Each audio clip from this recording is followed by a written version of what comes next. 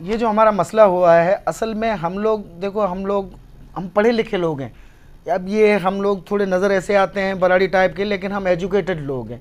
हमने पढ़ाइयाँ की हुई हैं, नौकरी नहीं मिली, गरीब हैं इसलिए नौकरी भी नहीं मिल सकी हमें।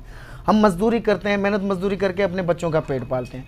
जिस प्लाट में हम लोग बैठे हुए हैं वो अब्दुल सत्तार नामी बंदा है, पुलिस में जूनियर क्लर्क है, अब्दुल सत्तार लगारी, जो आजकल CIA में जूनियर क्लर्क है। वो उस बंदे ने अपनी पुलिस गर्दी के हवाले से हमें इतना परेशान कर रखा है कि पुलिस की ताकत की वजह से हमें कहता है जी हम ये जगह खाली करो, ये जगह मेरी है, जबकि लिखतें हमारे पास मौजूद हैं जो कि हमारी हैं।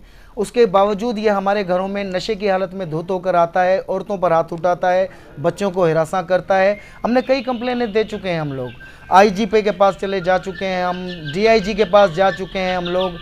उसके अलावा हम लोग जो है SSP साहब को इतनी दरखास्तें दे चुके हैं कि हमारे पास दरखास्तों का अंबार लगा हुआ है, लेकिन इस बंदे का कोई भी बाल बीका नहीं कर पा रहा है, क्योंकि ये बंदा पुलिस का आदमी है।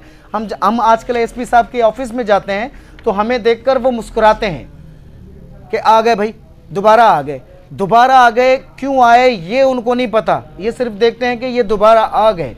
अगर हम आए हैं तो इंसाफ के लिए आए हैं, हमें शौक़ नहीं है हम अपनी तारीखें जो है ज़ाया करके हम अपने बच्चों की रोज़ी रोटी छोड़ के पुलिस के दफ्तरों के चक्कर काटे।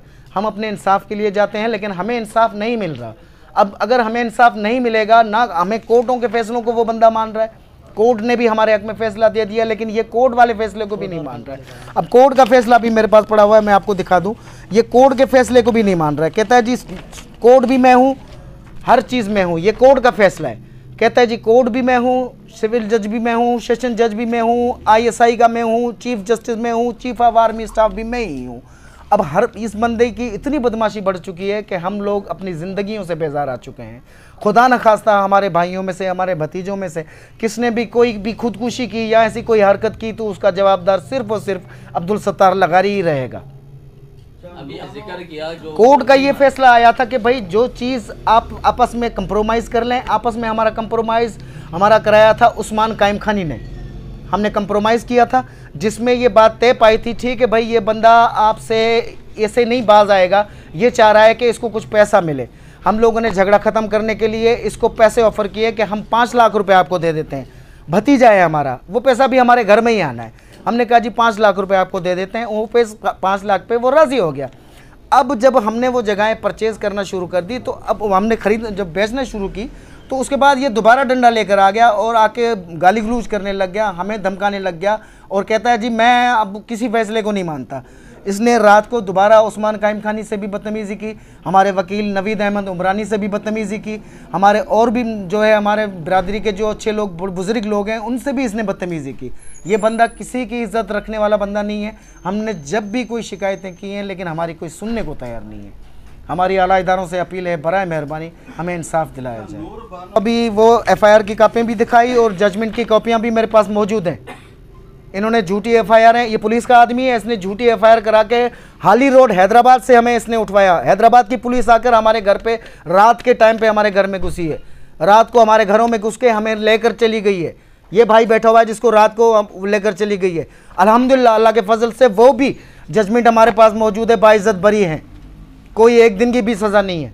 तो पड़ोस के डाकू हैं, हमारा क्या हमें जानता है जी। आप इलाके में आके किसी से भी पूछ लें कि हमारी क्रिमिनल रिकॉर्ड कोई है क्या, आज तक कोई हमारा क्रिमिनल रिकॉर्ड नहीं है। इन लोगों ने हमें क्रिमिनल बनाया हुआ है। इस पूरे झगड़े की जड़ सिर्फ यही औरत नूर बानो है और कोई भी नहीं। एक और बात, एक मेन पॉइंट मैं आपको बता दूं, अब्दुल सत्तार लगारी इतना जालिम इंसान है, इतना जालिम इंसान है कि इसने अपनी घरवाली पे इतने जुल्म किए कि उस बेचारी ने खुदकुशी कर ली। उस बेचारी ने, यही औरत जिस नूर बानो का आप जिक्र कर रहे हैं, ये नूर बानो सत्तार लगारी की बहनें, ये 2-3-4 बहनें नूर बानो, इन्होंने वो पकड़ती थी अब्दुल सत्तार लगारी उस पर तशद्दुद करता था। हम गवाह हैं उस चीज़ के, लेकिन हमने क्या रिश्तेदारी की वजह से खामोश रहे, हमने कोई उस चीज़ को कुछ नहीं कहा। उस बेचारी ने फंदा लगाकर अपने आप को खुदकुशी कर ली उस औरत ने।